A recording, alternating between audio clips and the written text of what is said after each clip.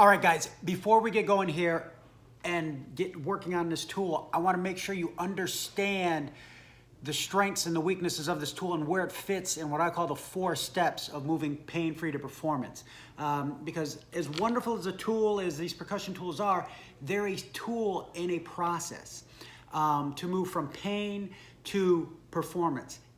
There's a step that a lot of people get to being pain-free and they think they're performance ready, and it's just not the case. So I want to make sure that you don't get disillusioned, if you will, on what the percussion tools and the relaxation of getting you to pain-free means, particularly if you're dealing with a chronic issue. All right? So it's real simple. You've got 4 steps that you want to do when you're dealing with most skeletal muscle issues for pain and performance. And so the first is you want to relax the affected muscles and get them to relax and tone down a little bit. Remember, a muscle that's causing pain is generally in a tight spasm and holding a contraction. That contraction is pulling on the tendons. Those tendons are sending signals of being pain and dysfunction.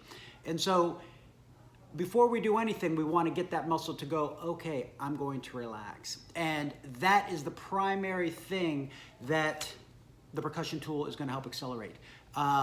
There's lots of other ways to get muscles and the nervous system to relax. And you're going to hear me talking about the breath in conjunction with using this. But that's step 1.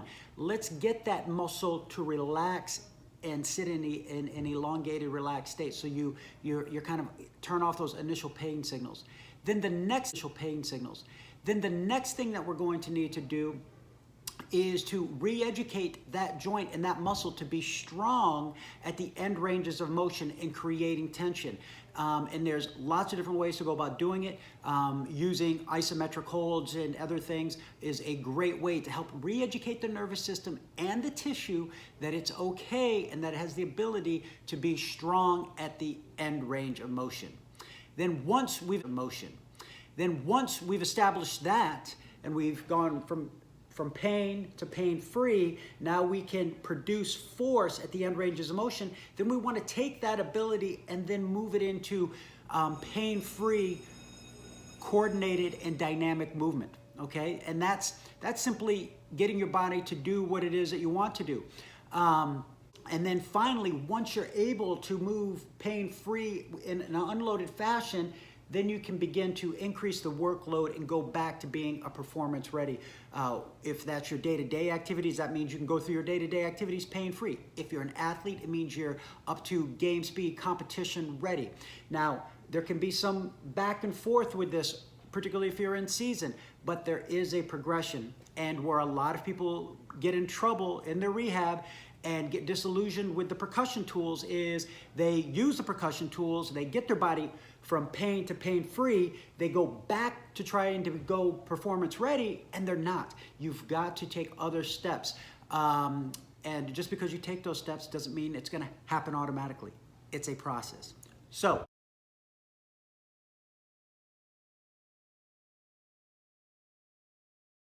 just as an example of these 4 steps, let's say you've got a lower body injury, say you've got a hip that's bugging you, and you're an athlete that runs. Imagine that.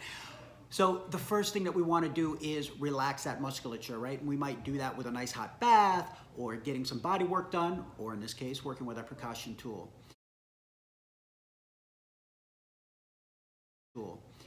Then we might go into doing some light stretches and holds.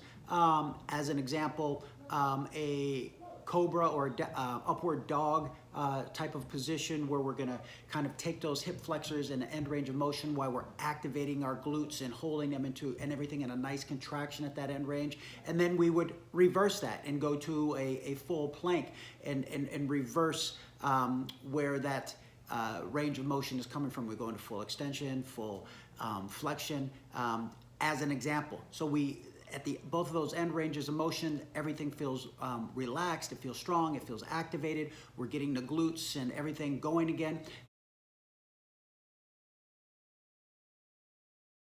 Then we might go in and start doing some light jogging, some light running to see if now, okay, are my hips relaxed? Are they pain-free? If the answer is yes, then we begin to increase our workload. And